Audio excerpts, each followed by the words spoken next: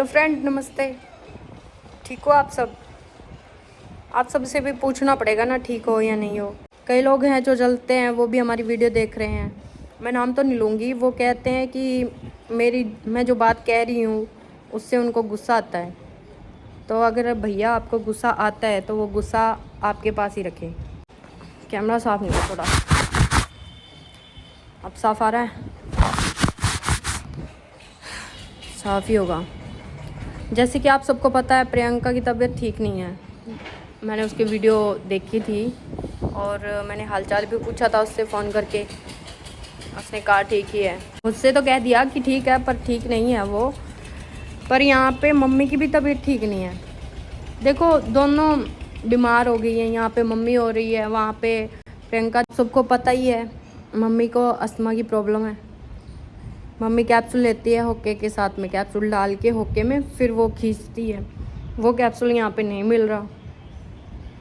पूरे गांव में एक ही दुकान है और उसी दुकान में नहीं मिला। मैं सारे यहाँ के आसपास गांव में जाके देख आई हूँ लेकिन नहीं मिला कहीं भी। आज मैं जाऊँगी मानसा से मैं कैप्सूल लेके आऊँगी। मानसा बहुत बड़ा है ना, वहाँ शायद मिल जाएगा। मैं नहा ली हूँ। भाई की मैंने शर्ट डाली है, देखो बड्डी है ये बहुत ज़्यादा। अब तो गला दिखा रही हूँ। मैंने उसके लाए हुए कपड़े नहीं पहने हैं, ना मैं डालने वाली हूँ। हाँ, अगर कोई कहता है ना कि आग लगा दे तो मैं आग लगा सकती हूँ ज़रूर अपने हाथों से। कपड़ों को बोल रही हूँ। देख लो मेरे बालों में कितनी ज़्यादा घुलझट है।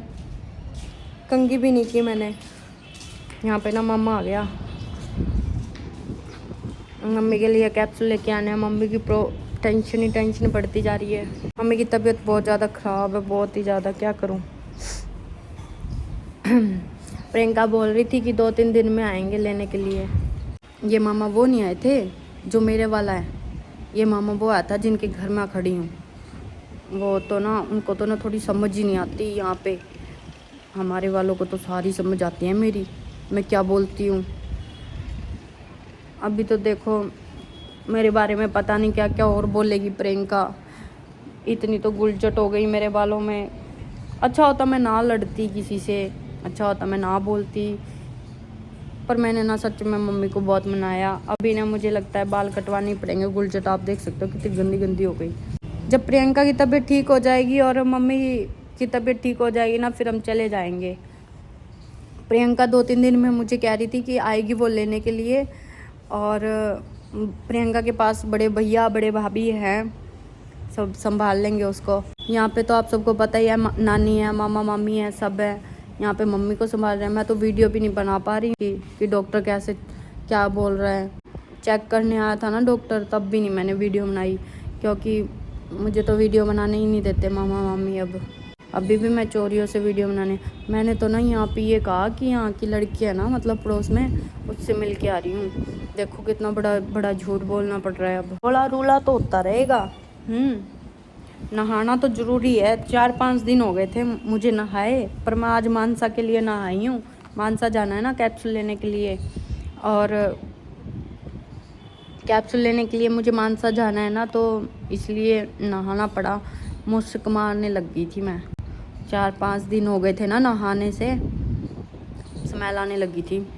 मम्मी को तो तब समझ आए ना जब मामा मामी थोड़ा दूर हो, मैं कुछ समझाऊं।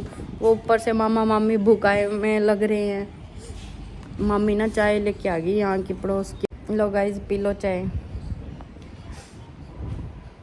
कहा तो हम एक साथ चाय पीते थे घर पे बैठ के, जब चाय बनानी होती थी।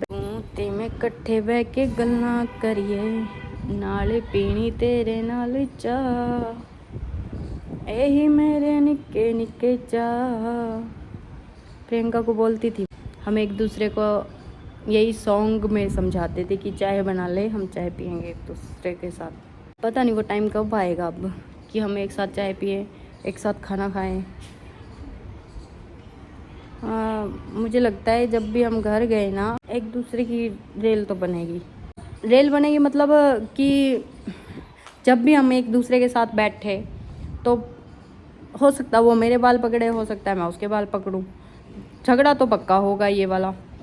वो उसका मानना है कि मैं मम्मी को समझा नहीं रही, पर मेरा खुदा गवाह है कि मैं कितना समझा रही हूँ, वही जानता है बस, और कोई नहीं जानता।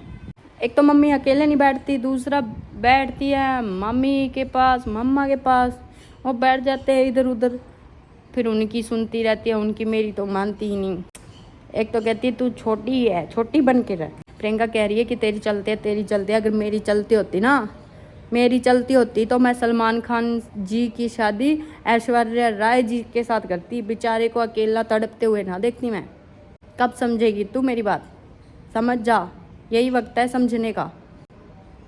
मेरा तो फ़ोन का कैमरा ही बहुत गंदा हो गया।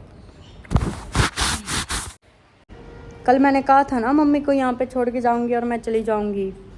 अभी आपको मैंने बताया कि मम्मी की तबीयत ठीक नहीं है, बहुत ज़्यादा ख़राब है। अस्थमा के कैप्सूल जो है मुझे ही पता है कौन से है वो, और किसी को पता भी नहीं है। अभी मैं मन सजा के लेके आऊँगी, बाल बुल सुलझू के। और मुझे तो लगता है जुएँ हो गई है सर में, इतनी खारिश हो रही है ना, ऐसे लग रहा है जैसे धक होती है ना, लीखें वो लड़ रही है, ऐसा फील हो रहा है। पर कोई बात नहीं, ऐसा होता है तो होने दो। मैं मम्मी को भी यहाँ पे अकेली को छोड़ के नहीं जा सकती। मुझे नहीं है भरोसा किसी के ऊपर, ना मम्मा के ऊपर ना मम्मी के ऊपर, उनकी बेटी पे भी नहीं है, मुझे किसी पे भी भरोसा नहीं है, ठीक है। इसलिए मैं मम्मी को छोड़ के नहीं जा सकती। मम्मी ठीक होएगी, प्रियंका खुद आएगी लेने के लिए। प्रियंका की तबीयत भी ठीक नहीं है, वो भी उसने भी कह दी। मंजीत उसका ख्याल रख रहा है, बड़े भैया भाभी हैं साथ, सिर्फ हम चारों का ही नहीं है एक दूसरे के साथ। अभी थोड़ा फ़र्क मेरे और मम्मी के बीच में भी आ गया है। मम्मी मेरी सुन नहीं रही। बात जो जायज़ होती है ना, जायज़ बात मैं कहती हूँ, वो सहन नहीं होती अगले को, इसलिए हमारी बनेगी नहीं। मुझे नहीं लगता अब मम्मी की और मेरी कभी बनेगी। इस झगड़े ने ना हम चारों के बीच में एक छोटी सी दरार पैदा कर दी। हालांकि वो ठीक हो जाएगी, पर मन में एक बात ज़रूर रहेगी, वो शायद ज़िंदगी भर रहे।